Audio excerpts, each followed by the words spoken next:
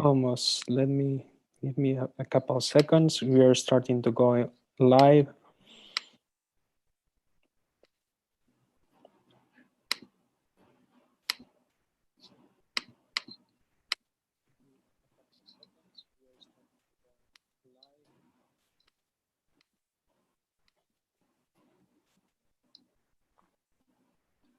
Trying to mail the rest of the people.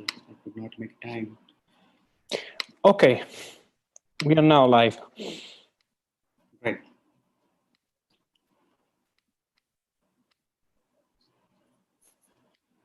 So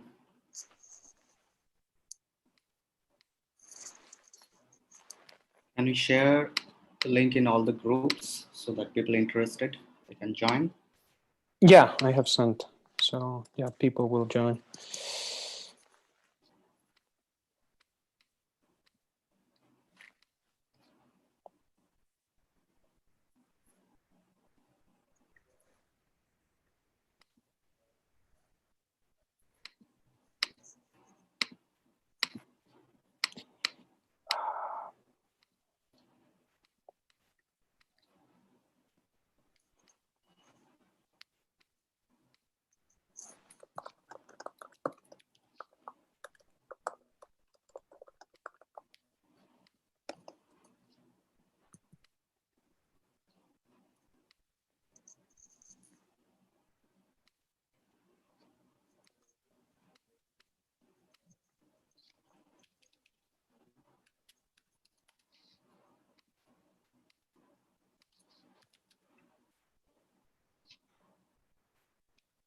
Okay.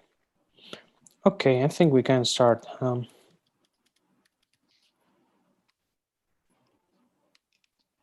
Yeah, I think there are 16 people here.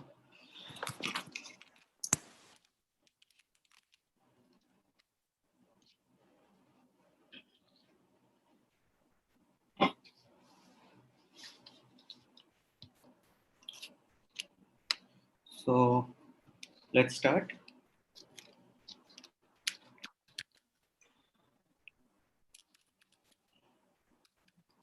Hello, everybody. So welcome to the quite waited all continent meet, uh, which ultimately could happen after a lot of preparation and a lot of time zone adjustments. And I'm glad to everybody, especially to Victor, Margaret, Rodrigo, and definitely to Francisco for the last minute support. And definitely we are going to miss ICO and Mariana. Hope everybody's health is good at their own side. So basically, this is a thought popped up from the background of we all are living quite distantly, but we all are hit hardly in our own countries, in our own continents quite badly in the way what only we know, what only we have seen at our places by the pandemic. And definitely the effect is global, but the effect is very specific over the continents or over the culture or countries. So the thought came to share the experiences, definitely know the hardship, know the difficulties we have faced, and also along with what I think being a responsible PCP member and being a responsible citizen as well, we need to think of the future, what we can offer all together for the coming world. Definitely not going to be very a smooth one for all of us, and definitely not for the common citizen in all the countries. So the learning, the experiences, these days I'm only talking about learnings and what we have learned. There is a college lecture also, they asked me what you want to say. I said, I just jumped up and said, I want to say what I learned during the pandemic, being a professional, being a human being. So, and I believe the learning and knowledge sharing is very pivotal, uh, very fundamental to grow, to expand as a professional, as a person as well. So I believe from the all the people who have made their time in their busy schedule to join this meet, will definitely like keep it short and very interesting. But the purpose is to know the experiences, to know the learnings, and share the thoughts and how to tackle the future world, what we are going to see in the next, maybe this effect is going to stay this decade as well. So what we can do collectively as a professional, and definitely I will say as a clinician, as a part of the society, that is the purpose of this meet, all continent meet, and we are missing some of our friends who unfortunately couldn't join. And definitely I'll again repeat, thanks to Victor and thanks to Rodrigo. I believe it's quite late there in New Zealand, and Victor is always there, like constant motivating factor for all the ACPs. And it's very difficult. It's here 5:15, but definitely for those of you the early morning or late night have joined, definitely I personally am very grateful, and I'm thanking all of you for making this time. Over to Victor. Okay. Thank you very much, Tanay, and thanks all of you for joining again from all over the world. I hope you are hearing me well. Absolutely. Perfect. Yeah, it's 7:30 in New York, so not too early. Yeah, so I was these days I was thinking, well, and all these months, many of us, when thinking about COVID-19, seeing what we are seeing on the mental health effects, and also kind of imagining the future, although it's very difficult because nobody knows. But a word that is coming to our minds, I think frequently, is chaos, right? COVID-19 as a situation of chaos. And it came to my mind, probably my favorite movie, or at least one of my favorite movies, is The Dark Knight. And my favorite hero is Batman.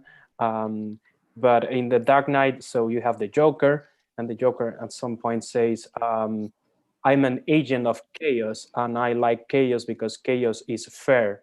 On the one hand, chaos has a lot of problems. I think it's not fair in many senses, because chaos brings a lot of unforeseen circumstances, and chaos like COVID-19 has brought a lot of, has shown the unpreparedness of health systems, has shown the inequalities that lie in many mental health systems, including here in many senses. The US is the most developed country economically, but the COVID-19 has shown a lot of deficits in the health system, and a lot of inequalities. And also, COVID-19 is chaos because there's a lack of gold standards. We know we along the pandemic we start learning things that work, things that don't work, but it's not clear in many senses what is best, what is not, and only time will tell. And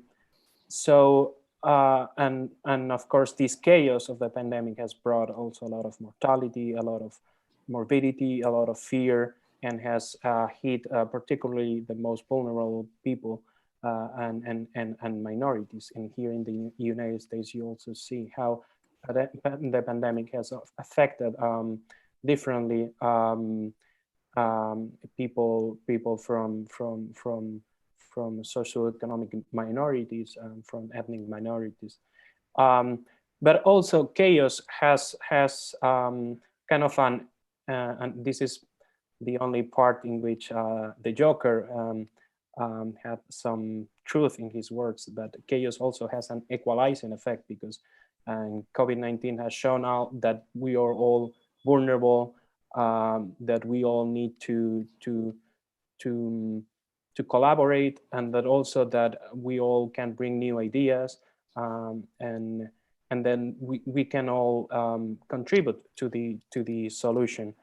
So my last words and my last reflections, being here a group of early career psychiatrists, psychologists, mental health professionals, students, trainees, is how to thrive in this chaos. And because this chaos is also an opportunity for us, because nobody exactly knows what we have to do. So we are young, we are in the millennial generation. So we are savvy with technologies. We have grown with a global mindset, so we can bring new ideas. We have to step forward. We can become leaders, and many of you are already leaders in your communities, in your hospitals, in your cities, in your social media.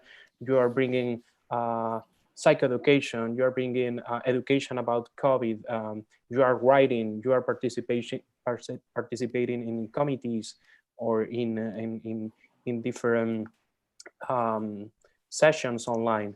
So it's an opportunity. This chaos is an opportunity for us to bring our expertise, our ideas, to become leaders, because we are called to be leaders, at least in what we in an area of expertise. And also, finally, this is an opportunity for us to collaborate, and for collaboration. Well, we have seen this is a good example of collaboration among early career mental health professionals and students, but also we have seen a lot of other collaborations. We have seen different groups that are collaborating in telepsychiatry, in research, and making nice publications and bringing new ideas to the scientific community. And also the World Network of Psychiatric Trainees and the Early Career Section of the World Psychiatric Association are enabling international forums to bring peer support and also new ideas. And finally, for making these collaborations effective, we need to come to these collaborations with an open mind, with humility, and also we have to take advantage of our diversity, a diversity that we have in our countries. For instance, here in the United States, we have residents and trainees, early career psychiatrists from very different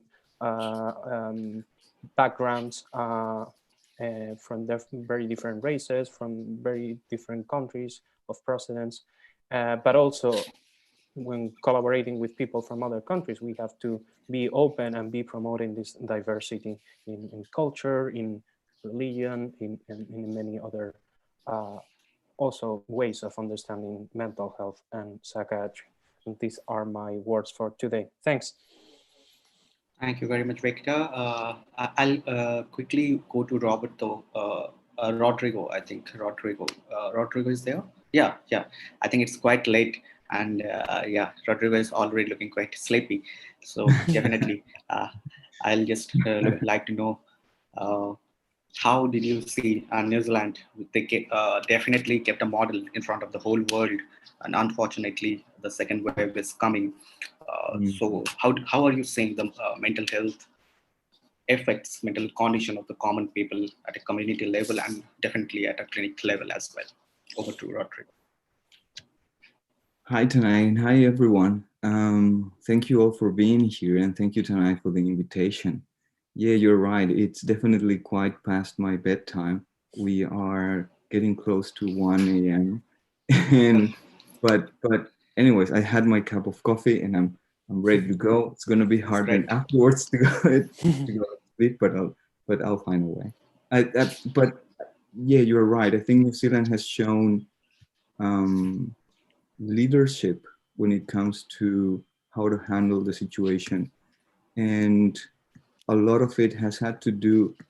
It has to be acknowledged with the fact that New Zealand is a country that it's an island, and in that way it's easier to handle borders and interactions with other countries, and it doesn't have a huge population, which goes around 4 million, 5 million, which is not a very high population. And it is a country with a large amount of resources. that has facilitated addressing the situation. For instance, the second wave that we had recently experienced came after 3 months of living sort of a normal life in a way. All measures were lifted. People were back to work, back to school, back to the streets, back to normal life in a way. And all of a sudden, there was a new surge of a few cases that raised the alarm, and the country went back into lockdown. But having access to all those resources that the country has allowed a massive amount of testing, people using apps that allowed tracing, and that led to an easy, that facilitated containing this new surge of cases, this second wave. So it was people who were connected to the people that tested positive for COVID were identified. And the number kept growing, but everybody kept being identified until that cluster was contained. And exactly a few days ago on Wednesday, midnight Wednesday, we went back again to normal, so to speak. So all the measures were lifted up again, and we are again back to work, back to school, back to social life, and so on. And one other thing that I think I wanted to highlight is something that Victor brought up, which is the use of technologies and the use of Zoom and the use of telepsychiatry and telemedicine that we had experienced a huge surge of during the pandemic. And like Victor was saying, I think what the pandemic has done, it has highlighted existing inequalities in every country. For instance, a question that was recent in Paraguay, my country of origin, was, okay, now we have moved to providing mental health care via Zoom or via telephone. But not everybody has access to the necessary resources that will allow you to connect with a psychiatrist at a distance. And that became clear. However, the situation has broad opportunities, and it has made clear that telepsychiatry and caring for someone at a distance is possible. But these inequities of access need to be taken care of, need to be addressed. Otherwise, a resource that could become very helpful, in fact, to address those inequalities, could end up further enlarging the gap, and providing care to those who have access will just simply increase, and those who don't have access will simply continue to not have access. So the gap will continue to exist and potentially even increase. A question that has been asked here in New Zealand is about the possibility of providing culturally responsive care via telepsychiatry. And that is something we're currently working on with a group of people, because it has taken a lot of effort to include here in the country the certain services that provide culturally responsive care to particular populations within the country. And that has been a struggle that led to the development of these services. And now that they exist and they are taken for granted almost, the situation, of course, changed with COVID, and we went back to a sort of standard way of providing care via Zoom or via telepsychiatry. So the fear is that potentially, now that we're providing this care at a distance, we went back to working at a way that could potentially not be culturally responsive. So that's a question that has been risen, and we're trying to find if it has been the case, and if people were provided care in a standardized, universal, or what is thought to be universal, while we know it is really very, very heavily informed by a particular culture.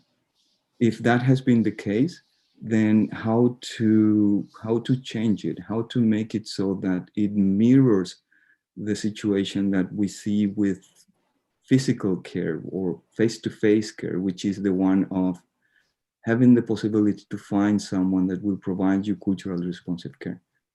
If that has been the case, if we have gone back to work into a standardized kind of way, like what can we do then to make sure that telepsychiatry continues to be a culturally responsive mode of providing care at a distance? So I think, and to summarize, I would say that I think it has brought, of course, many, many challenges, but it has also, the pandemic, I mean, but it has also brought opportunities. And one in particular that I'm very interested in is telepsychiatry, which is something we probably never really took much into account, but having been forced into it, we learned about it on the fly, and we came to realize that it is a very useful tool. Now, however, we need to make sure that it doesn't contribute to previously existing inequalities and enforce them. And we need to make sure that it is responsive. It is a platform that allows the delivery of a responsive way of caring for people. So yeah, that's what I would like to say. That's a great insight, I will say, definitely. I hope the model and the learning will be replicated everywhere. We will definitely discuss the difficulties as well. I hope Rodrigo will be awake and the coffee will work till then. So over to Margaret. Yeah, hi, Margaret. So how is things in Africa?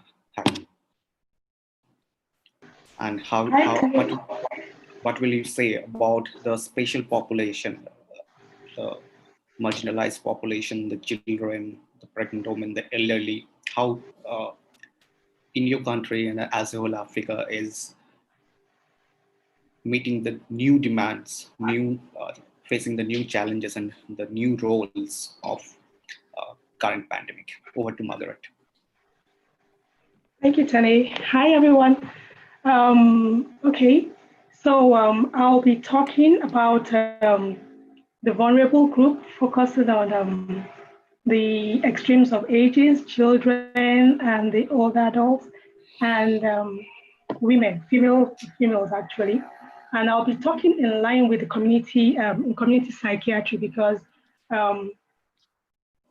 over half of the population of this vulnerable group actually reside in the rural communities. And I'll be using Nigeria as a case study because Africa is so wide and we have a different peculiarities. But I'll mention a few of African countries. But the COVID-19 has been, like Victor said, thrown the whole world into chaos.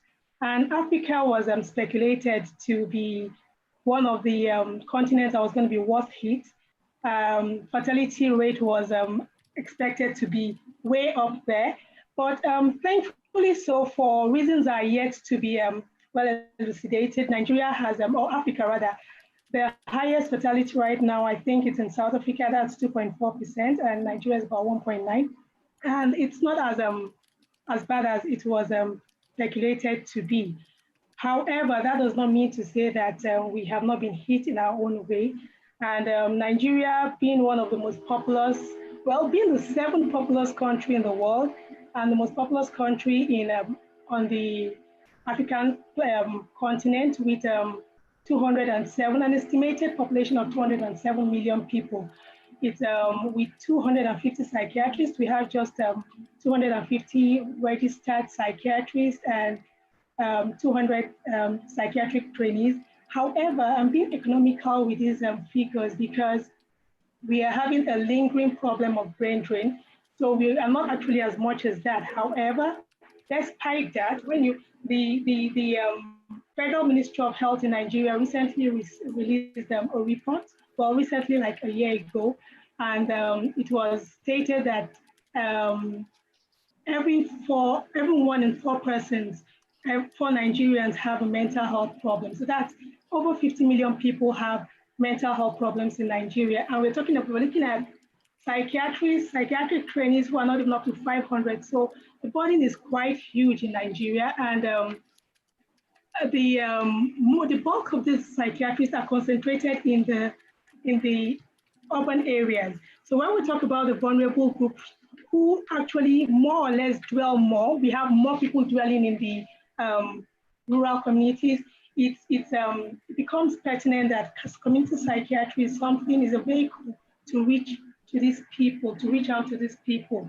And the primary health level or level of primary healthcare rather in this part of the world, this part of Africa is actually underfunded and understaffed. For the extremes of ages, the older adults, the children, they are more or less dependent to some extent. Not all of them, not all aged people will be dependent, but more or less they require caregivers to gain them to access healthcare.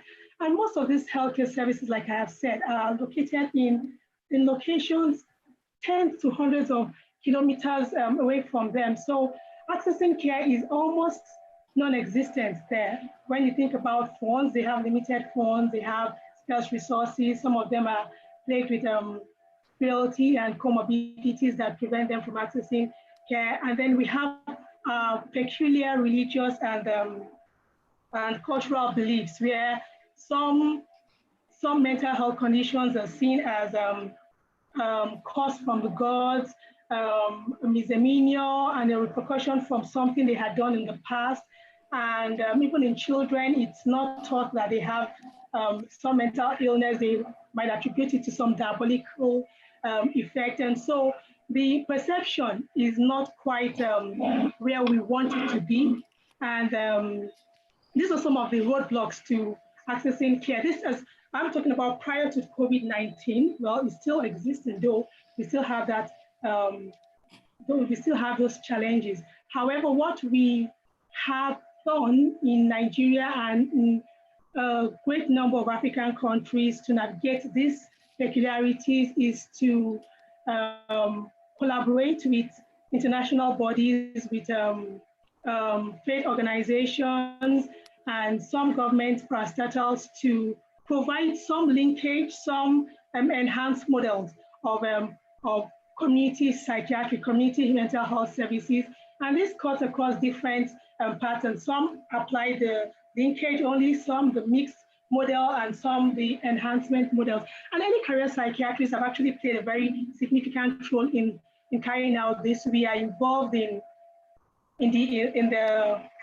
the training of community healthcare workers who will eventually identify these conditions in the community. We are involved in implementing, because at some point you have to train, at some point you have to go there, depending on the model you will decide to employ. And it's been very, usually we do it in a two-pronged approach. We have the advocacy, we have the enlightenment, where we go and reach out to the community, and thereafter we now implement mental health services. And it's been quite rewarding for both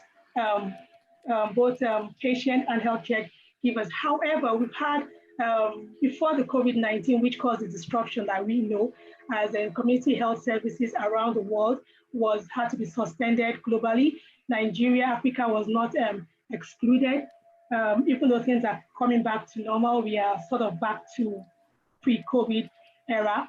But we've had some lingering challenges, which is funding. And that's why I'm glad with the team of the World Mental Health Day, which talks about global investment, increase greater investment and greater access, because we've been having this perennial problem of funding, which has not permitted us to be able to access as much as we should. And then we have, well, like I said, the budget, most of African countries, most of the African countries have not been able to commit to the 2001 declaration in Abuja, where each African country should have put in at least 15% of their budget.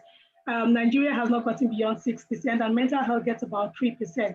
Only countries like Botswana, Soweto, and Zambia have been able to commit to about 50%. So that's been a problem for Africa in pushing community mental health, in addressing these vulnerable groups, and training, because there are no incentives. Early career psychiatrists don't want to go to the rural community, they don't want to go to the rural areas. They would rather stay in the cities and the urban centers. And then we are having issues with the mental health bill in Nigeria. We've not been able to pass that into law, which will have further promoted mental health. And then we have the lack of coordinated strategies. We have lack of different sectors doing what they want, different regions just doing something, not really a coordinated effort or concentrated effort and implementation. So those have been some of the challenges. However, it's not all bad news. The COVID-19 has actually helped to some extent. He's brought mental health under the radar, and psychiatrists in early career psychiatrists have actually, just before the advent of the COVID-19 and peri-COVID era, we have decided to take the bull by the horns. We're like, no, we're not going to wait for patients to come to the clinic like we do, because at the end of the day, we're not getting a uniform spread of patients. We have decided to go outside to go look for them, go to the communities, go to their communities to go and give help. It's not services, rather. It's not a perfect thing. It's not seamless, and some people say, well, you can't sustain that and all that. Yes, we can sustain it, but little pockets of successes here and there. We are confident, or we are optimistic that it's going to lead to a significant stride, and somehow we are reaching out to these people. Telepsychiatry was very, very, very pivotal in reaching out to these people during the COVID-19. I wouldn't dwell so much, Rico has said it, and that culturally sensitive, delivering a culturally responsive mode of thing has been a challenge too. And the issue we had with this vulnerable group, like in the older adults, some of them are not computer literate, or they don't have phones that have access to internet. The rural areas do not have internet services, and they can't read, they have hearing problems. Children really, or more or less, they want the physical contact with their patients. So those have been some of the challenges that we had, but telepsychiatry helped to bridge the gap during this period. Well, it has its own issues too that we hope will be looked into soon. And like I was saying, we have recorded some successes. The early career psychiatrists going out there and partnering with faith-based organizations. We're not waiting for the policies to be passed into law. We're not waiting for incentives to come. Some of us have moved and said, no, let's go into communities. Let's partner with civil societies and non-governmental organizations who addresses the unique needs of this vulnerable group. And we're able to go to communities, and we're getting good reports, we're getting good feedback, and it's making some progress in different bits. I work with Noetic Minders, there's Youth Mindfully officially, there's a CEDO Foundation, there's something, there are a couple of other young psychiatrists who are making a lot of noise, and they are we're putting psychiatry, mental illness, mental health under the radar. And the recent statement by one of the representatives in the high cadre of government, acknowledging the fact that mental health in Nigeria has been underfunded and sidelined, and there was a need for, he stressed the need for incorporation into healthcare, and the recent launch of the universal health coverage gives us hope that very post-COVID or peri-COVID, that things are going to change for community mental health, addressing these vulnerable groups. We're going to have an enhanced incorporation of mental health into the primary healthcare system, and increased advocacy research, yes, by early career psychiatrists. So in the nutshell, it might not look like much now, but we know post-COVID, we are not where we are now. We are not where we hope to be. So we are definitely further than where we are coming from, and hopefully post-COVID, we will have that enabling environment that will promote community mental health. Absolutely. That's the hope for the future. I'll quickly go to Francisco.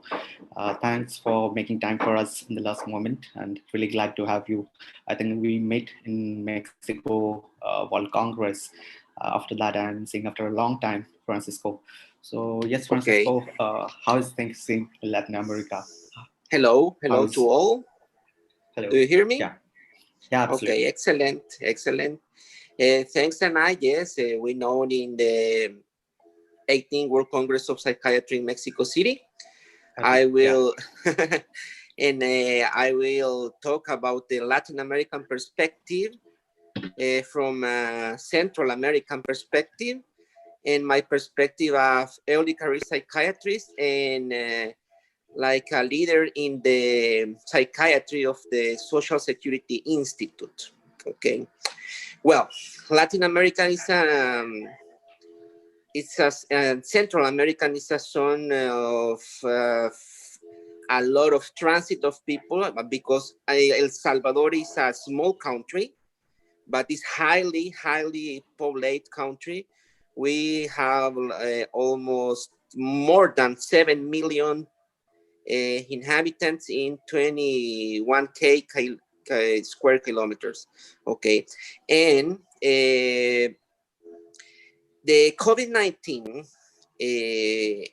has a huge impact in our small economy, okay, and in the mental health of all the people.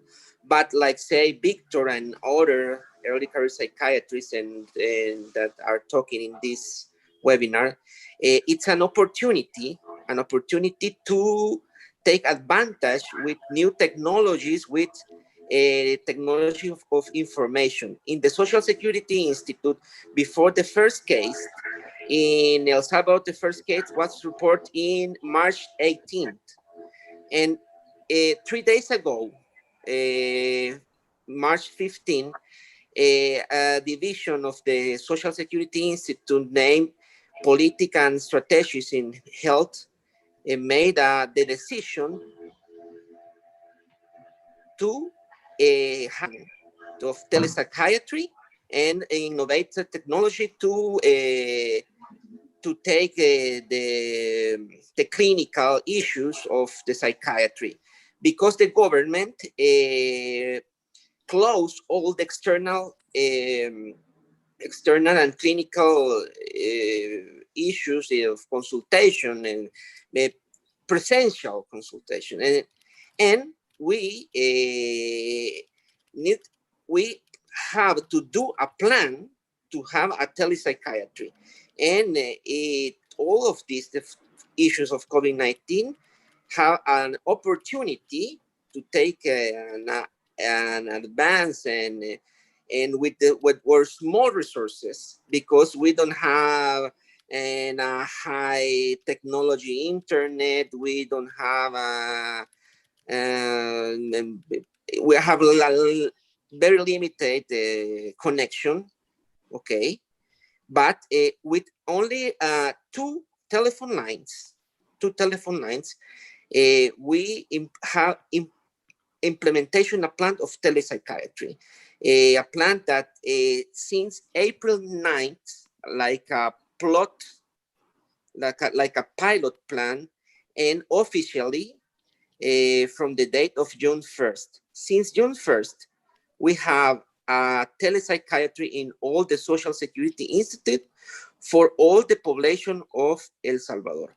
And it's a very, very efficient and very, very experienced that the trainees of our center, we have only in El Salvador, only two psychiatric hospitals.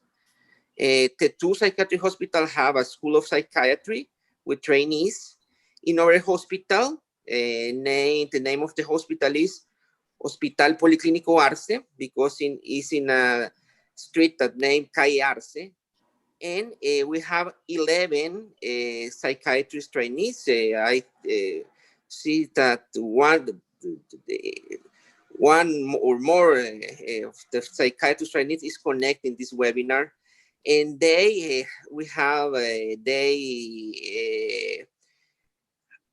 have to adapt to this new normality. It's very difficult to the trainees here, because the decision in the central authorities of health is that all the trainees of all the specialties since May, they go to fight the COVID-19, and they were working in internal medicine areas and in COVID-19 areas, and it's a experience of education very, very different that we have in the time when we were trainees. But it's an opportunity for all trainees. I think that in other parts of the world, the trainees have another kind of experience, but here the experience is to fight in almost 6 months all the pandemic situation. But the link with the psychiatry was with clinical psychiatry was the phone. They answered the clinical issue that the population of El Salvador makes in the 2 lines, 24 hours a day and 7 days of a week. And it's a very grateful experience in all the chaos that COVID-19 hit here in Central America, in El Salvador specifically. The COVID-19 hits, we have a high rate of medical doctors that get ill and disease, very high. The months of June and July were very, very sad. We have a lot of deaths, but we are going strong in all this time, strong, and to go ahead. Absolutely. And the legacy of that is the number, the telephone number. It in post-COVID time, it will be remains. It will remain. The political and strategy of mental health have decided to continue the number for all the population. And a crisis is an opportunity, and we have seen this in our country and in the all Central American area. Yes, entonces that is the situation of El Salvador. Great to hear from you, Francisco. So yeah, I was just looking for anybody from Europe. I think Ruta is there. Ruta, are you there online? Or I think Joan, if you are there, Joan, you can share your thoughts. I think Joan. Hello, Dr. Tanay. I was about to go. Yeah. I catch you at the right time. Yeah, please. Got the last minute. Absolutely, please. First of all, congratulations to you and to all the speakers for organizing this talk. Very interesting. I have a couple of minutes, and I think you want me to talk about the post-COVID. How do I see it here in our countries? Absolutely. I think it depends on how we face the next months in terms of how it will affect in our health system and to our populations. And I think it depends a lot it depends on the country. It depends of regions inside the country too, because policies are being done differently. So we could think Europe is doing everything in the same way, but it is not happening. Europe is as big as maybe India, but we have many different procedures in each country. So the post-COVID era, I think it depends on this. So we would need a strategy, and I think it is difficult to do. What I see is that in the first wave of this crisis on March, April, May, we didn't see as much patients as we maybe thought that were about to come to our consultations, because it was a short time. When I say short, I say 2-3 months. But now that we face another winter, it will be hard to just survive mentally to not only 2-3 months, but to 6 months after having passed all this previous period. So I think we will be having a lot of consultations in 6-8 months, and we will have to be ready to deal with it. And we did a paper with some of you of the psychiatrists that are here about a toolkit, and I think it will be necessary to establish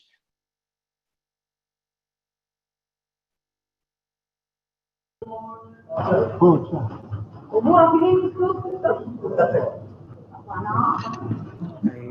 few months. So, can you hear me? Yeah, you got cut. Yeah. Now you're back. Yeah, okay. So they called me from the hospital. So okay. It will be difficult, and we have to be ready, not as an individual way, but we have to be organized. The institutions have to be organized, not only us, but we'll have clinicians. We will have to be prepared, but also to be organized and to be. We have to learn how to face with this situation in the next months and years. Maybe I'm not very optimistic, because the socioeconomic status of the population will decrease. So this will affect, of course, the mental health. And being organized not only as psychiatrists and colleagues, but as a country, as organizations, is important. And we have to be taught. Organizations have to be prepared, and organizations of psychiatrists have to know how to act, how to treat, how to attend these patients, how to take care of these patients in the next months, years. And I'm not sure that we will be too good as I'm very happy with with how different countries have organized this crisis, because they are politicians, they are not experts in healthcare, mental health care too. So this is why I think it should be done like that. Not politicians taking decisions, but experts in healthcare, in mental health care, taking decisions. So I don't know.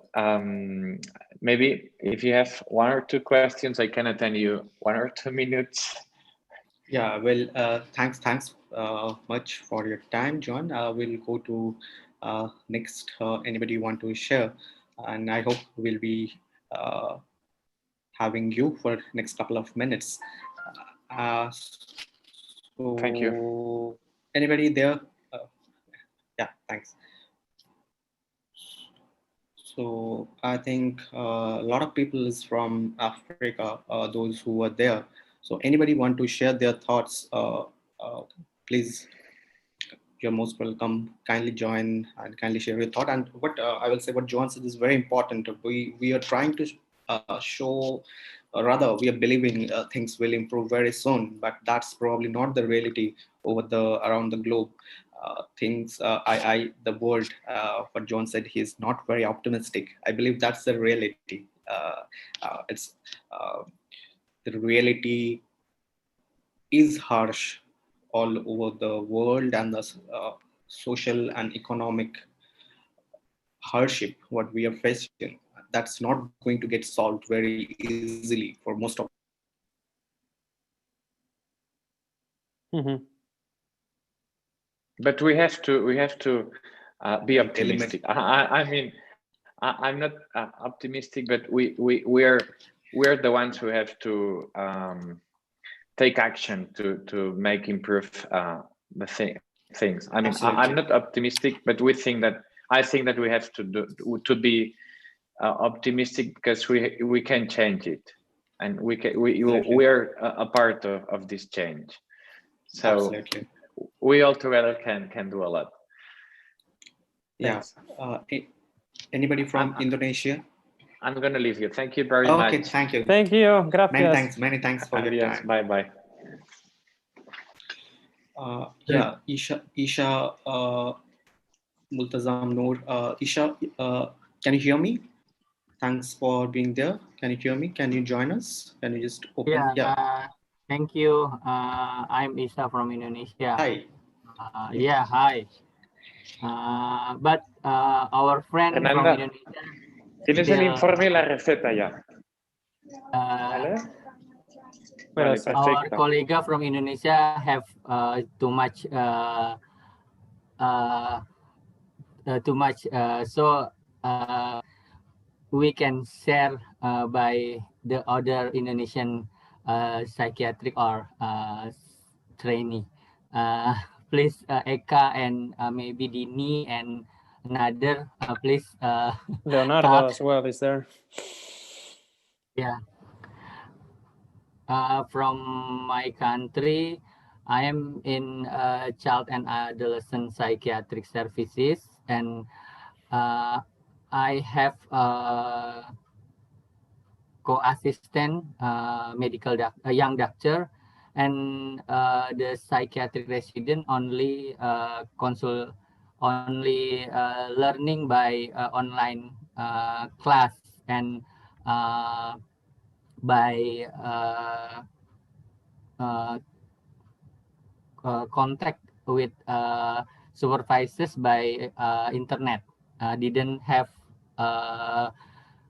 on-site presentation because in our hospital, in our mental hospital, we have the psychiatric resident from the another province, not in same province. So they didn't come to our mental hospital. So the presentation only by online. Maybe in another province in Indonesia, Eka or Dini in Bandung and in Makassar can share the experience. Thank you. Thanks. Thank you very much. Great. Thanks, Isha, for your feedback. And one thing is repeatedly coming about the shortage of manpower. I will say definitely in the most of the developing countries, most of the part of the Asia and Africa, the need versus the resources we are having as a trained professional is quite, I will say, limited. The ratio is very limited. So anybody, I can see Dr. Behar. Dr. Behar is there. Dr. Behar, if you can say us a few words about yourself and about this. A lot of countries and a lot of governments are trying to train the interim training for the paramedical staffs into the mental health as a mental health professionals, just to provide some support. So how this strategy is going to work and what are the country-wise experiences? Definitely mental health, unfortunately, in some part of the globe not taken very seriously, and it's been considered it can be help can be provided easily, which is actually not true. So the trained professional, the scarcity of trained professional versus the need of huge resources which need to be met very soon. And also with the telecommunication mode, you can understand there are a lot of difficulties, a lot of real life hardships. So how to manage this hurdle and how to cross this barrier? Anybody want to say? Dr. Beher?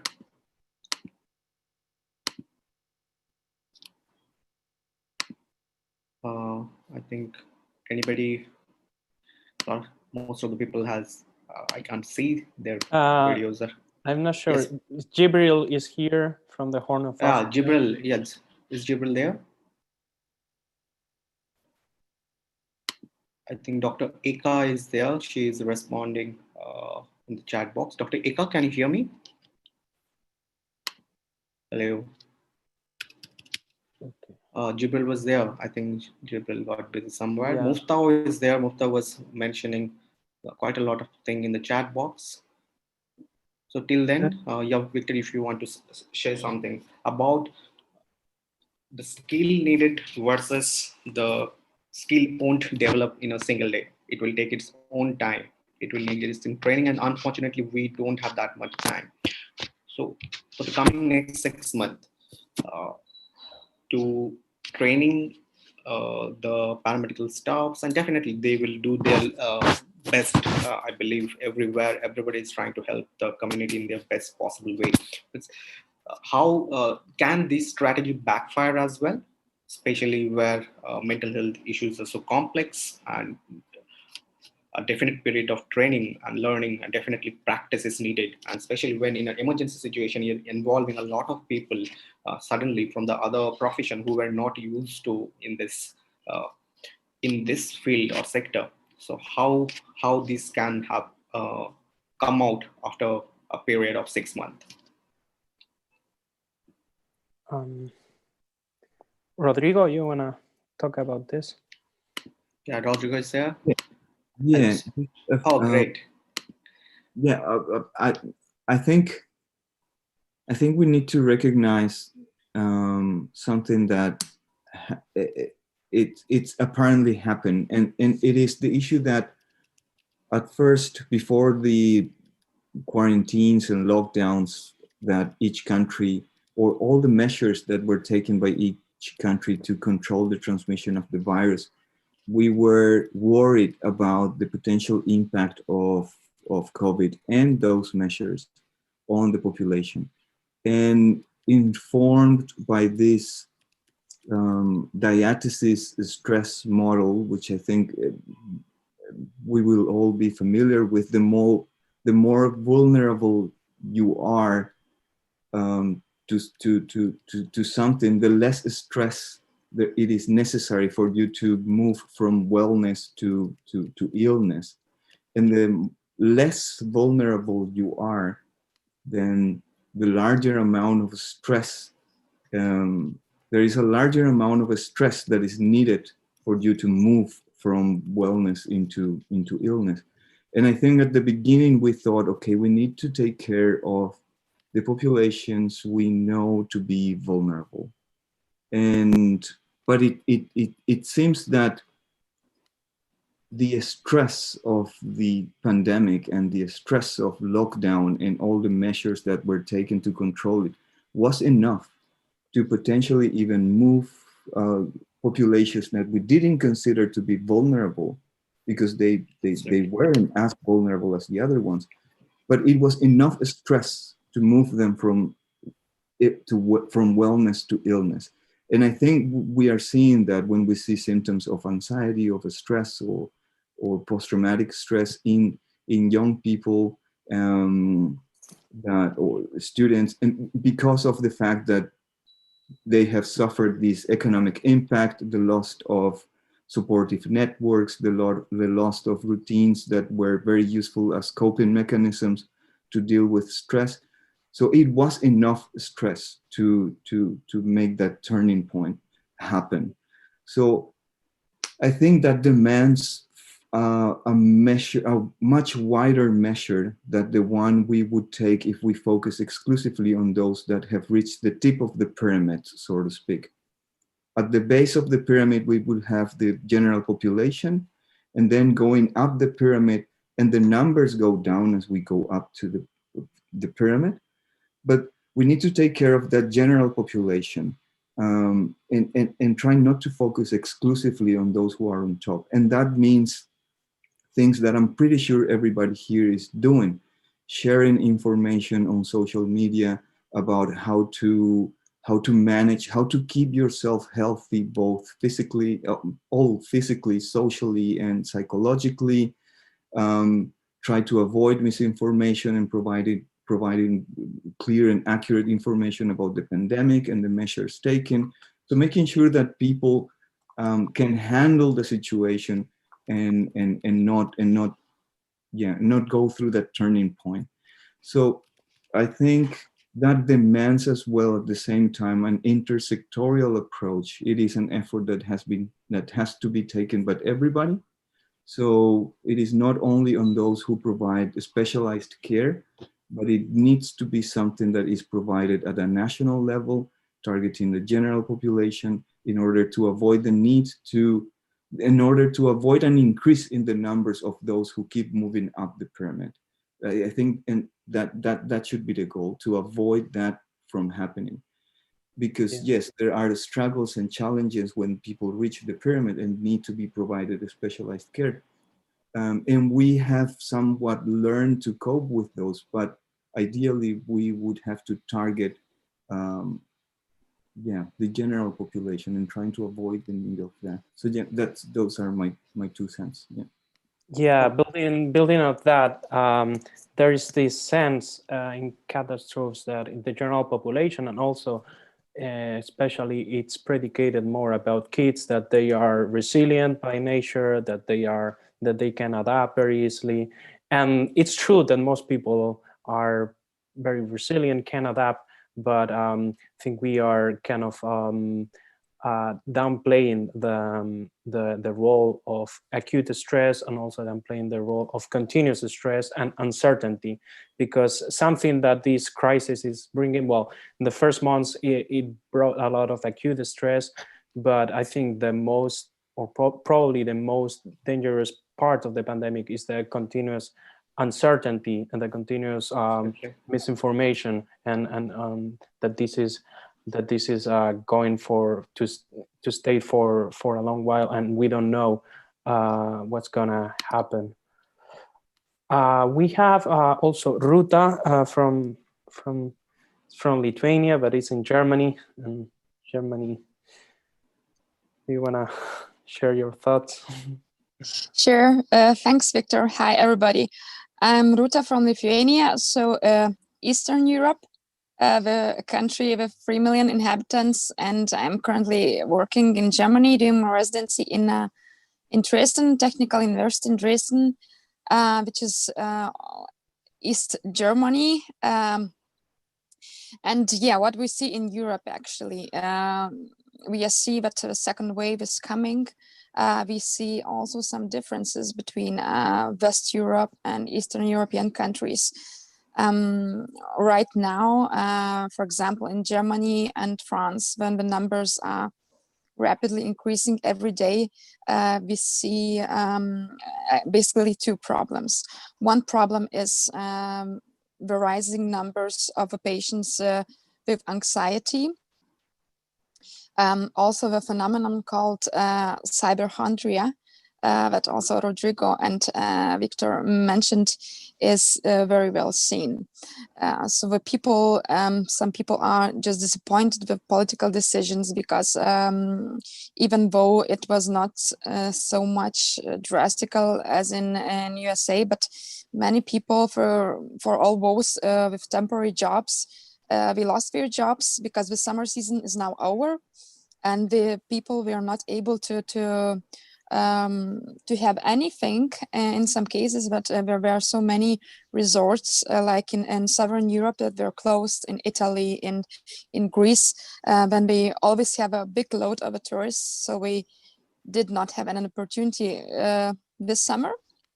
And the causes and actually the consequences we see right now, because those people also are coming to mental health institutions and sectors or public health sector, we just don't have enough money to live from. So that's one problem. Another problem is also maybe desperation of a health sector. On the other hand, we basically in Europe, everybody agrees that yes, we need masks, we need social distancing is no question. But actually, how are we able to handle this mental health issues? There's another problem. So I think we lack a little bit of unity in Europe. That actually with difficult question needs to be, there is a dire need to find the common solutions, and now it's split it, especially Western and Eastern Europe. Thank you. Thank you. Great to have your views, Ruta. Thanks for your time. Thanks for joining us. I think Dr. Isaac was there. Isaac, can you hear us? Maldonado. Hi, Isaac. Yes. Yeah. Hi. If you can share a few words and tell us about you. First of all, most thanks for joining us. Okay, I'm very thankful to Victor because he invited me, and of course to all of you for letting me share this experience in this pandemic. I think the many challenges are ahead. The world has changed in many ways, and we are facing a mental health crisis, and we have to provide a better care in these situations. We have to respond creatively to this new world. Of course, there is a human capacity to adapt to new circumstances. I think, but this may be beyond of what we have faced in the past. People is having difficulties with adapting to online classes or the fact that they have to be locked up. So as future bioethicists, I think values such as solidarity or justice need to lead our work as a mental health professionals. And to me, joining efforts and shared experiences is crucial to cope with this mental health burden, which, as you have said, is global. And a mental health pandemic is ahead. Anxiety, depression, PTSD, among others, are going to represent a challenge in the present human crisis. So we have to be aware of this. So collaboration might help to plan health services with a balance between evidence-based treatment or interventions and values. And finally, the experience in Mexico is a really unequal country with different realities, has been under public scrutiny. We have experienced like different pandemics within the country, like because we have many different cities, huge cities or small cities. So it's like different countries within this country. So you have to know that Mexico is a mosaic that gathered different cultural ways on how to deal with this pandemic. I think that we have learned that as a scientist, we need to balance the knowledge we have gained from scientific method and combine it with the cultural values and behaviors of people to reach public health, at least here in Mexico. So thank you very much again, and listen to your experience have changed the way I see the humanitarian crisis. Thank you, Isaac. Can I ask, because you are also, well, you wrote a paper recently about ethical aspects of international research in COVID, and some of us are kind of involved in that. Could you share some thoughts about this? Yeah, the paper I think was written by Racing. Randas Ranson, who was watching or from YouTube live, was watching us. Yes. And to me, it was a really cool experience because I was reading many papers in from different journals. So I read this particular paper which highlight the importance to plan comprehensive mental health services.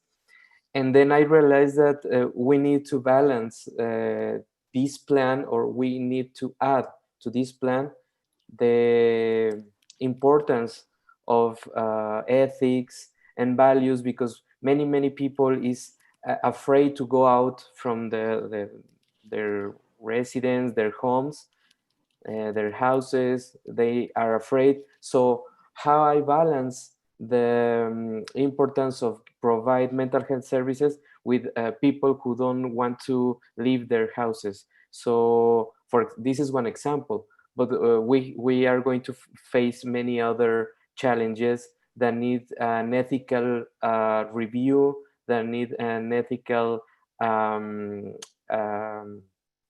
don't know. I mean, we need to address this issue also. So I wrote about this, and well, they published. It was unexpected to me that they published this paper, because I didn't. I didn't expect that, but it was a good experience to me. Yeah, that's great. Just to say thank you tonight for the invitation, and thank you everyone for being here. Thank you. But I'll disconnect now. But it has been very interesting to hear everybody's experience, and like Isaac was saying, it has really allowed me to see a lot of what is happening around the world, commonalities and differences, and yeah, and the fact that we are all going through this. It is something that we are all facing, and as a world, and that's yeah. Thanks, Rodrigo. Thank you. You want to stay 3 seconds? We're gonna take the group picture now. Yeah, absolutely. Yeah. So a few more seconds in the early sleepless night for Rodrigo. Okay. Everybody, please, if you can open your Smile. videos. Okay. Okay. Leonardo. Okay, we're gonna take one more. Is Victor taking the picture? Yes. Yeah. Okay, thank you. Thanks. Thank you all. Okay. Great. I fear I'll just over this to Victor. I fear I need to attend some of the hospital calls. I hope I'll be able to join back. And yeah, it was lovely, and most importantly, I'll say the time for everybody. And initially, definitely everybody's effort for making the time. And when I was thinking the 6 continent, how to put the time zones. So it's great experience, and definitely those who are having the little odd time zones, more credit to them. Over to Victor. Yeah, see you guys. We can see some concluding remarks, and we can finish and let people go to sleep or to keep working or whatever. Thank you very much. I think I'll go back to what I said at the beginning. So I think this is a good example of how we are trying to thrive in chaos. We are learning about different experiences, different perspectives, and what we are learning, it doesn't just stay here in the Zoom. We are trying to bring it to our clinical work, to our studies, or to our research. I would say that, well, this is a good example of global mental health. So taking care of the public health and the mental health of people everywhere. But also let's remember that global mental health starts in our office, starts in our communities. So we are responsible to provide and the better care to people everywhere. We have to be very very professional, very hopeful, very and to do our best with each of the patients that come to our consult, no matter their race, their gender, or other characteristic. Sometimes we might be tired, we might be also, we also have our unconscious biases, but let's do our best, and also let's use what we have to do advocacy. We have social media, or we have conversations with people. So the theme of this World Mental Health Day is kind of bringing mental health to everyone, everywhere, but also calls for our responsibility to be advocates of people with mental disorders, and to bring hope, and also to bring good information and to fight stigma in our communities. And that starts with conversations with friends, with what we post in the social media. So I think there's and finally, let's keep this good spirit of collaboration, this good spirit of respecting and promoting diversity, and let's hope for the best for the next 12 months. I think we are a group of people who are able to make change in the field. Thank you. Gracias. Thank you. Good. See you guys soon. Thanks. Have a great day. Have a great celebration of the Mental Health Day, and see you in the next meeting. Absolutely. Thanks. Thank you, Victor. Bye. Gracias, Bye. Victor. Bye.